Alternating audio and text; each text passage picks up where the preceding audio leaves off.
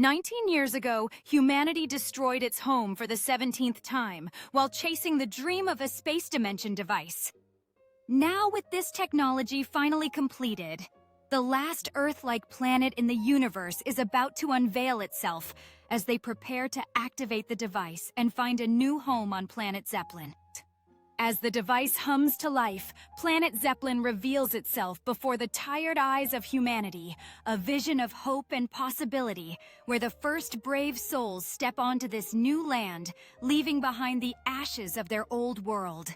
Before I continue with the video, please like and subscribe so I can make better and more entertaining videos. Thank you. Only the richest people were supposed to use the space dimension device, but they did not anticipate John. John Doe, the hacker, was able to reprogram the device in such a way that it warped not only the 653 VIPs who were supposed to use it, but also the other 1.3 million survivors, teleporting them all onto the new planet. I was one of those survivors. Until our arrival, nobody could have imagined this new world. It was totally different from anything in the known universe. This universe was ruled by gods.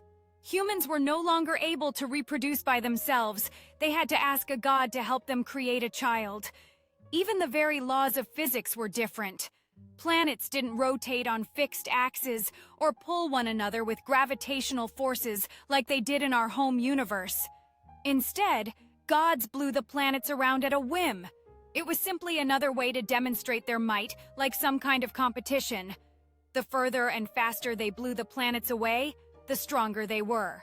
In this celestial arena, the gods engaged in a fierce competition, their powers on full display as they shaped the universe with grand gestures. Not long after we arrived on the Zeppelin, a god named Hyperion came to visit us. He wondered how it was even possible for so many humans to come to his planet without his involvement. Hyperion was curious about the humans before him, so he decided to play with them. Suddenly, he created a light so bright that he blinded hundreds of humans. Then, he threw a mountain into the masses. Thousands died instantly. And so began the 19-year war against Hyperion. I alone survived the war. Through the conflict, I could feel myself changing, losing my humanity, and becoming something else, something godlike. The echoes of battle haunted me, the memories of lost friends and the cries of the fallen etched into my mind. In those dark moments, I could feel the essence of Hyperion within me, a strange fusion of pain and power. Each day brought new challenges, and each night I wrestled with the shadows of who I once was. While I had survived, I found myself grappling with the line between humanity and divinity, slowly realizing that the war had forged not only my destiny, but a new identity that would forever alter the fabric of my existence. I couldn't create light like Hyperion, but in those years, I was able to develop my own special skill to create clones of myself out of shadows. Even Hyperion wasn't able to do that, so in a way I was already above him. Sadly, my shadow clones couldn't scratch Hyperion, they couldn't even approach him. When they tried, he created a blinding light which dissipated my clones in under a second. He simply laughed and said they were useless and that I couldn't call myself a god. But he had underestimated me and my clones. Even though they were of no use in fighting him, they helped me progress much faster than Hyperion could have imagined.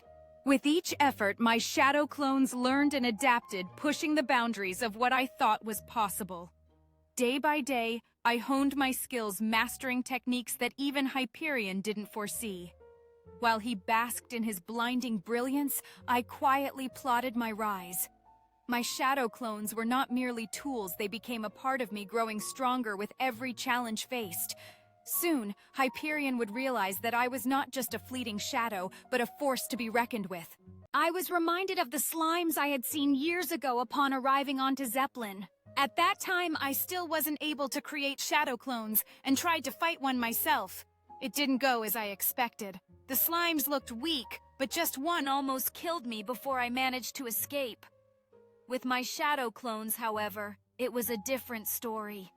I could just send clone to fight the slimes, and there was no risk involved. Even when they died, I didn't take any damage. In fact, I became stronger. I received the experience they gain as if I was fighting them myself. Which means with every clone defeated, I only became stronger. Thus, I felt a surge of hope. It wouldn't be long until I was strong enough. Soon I would beat Hyperion. As my shadow clones charged into battle, each clone struck with precision, overwhelming the slimes and turning my past fears into mere memories.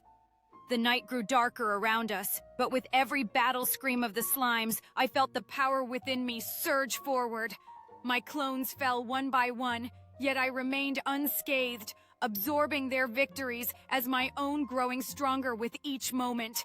I could see my reflection in the glistening goo of the slimes, a vision of determination on my face. Each defeat of the slimes fueled my strength, igniting a fire within me that would soon lead me to triumph over Hyperion.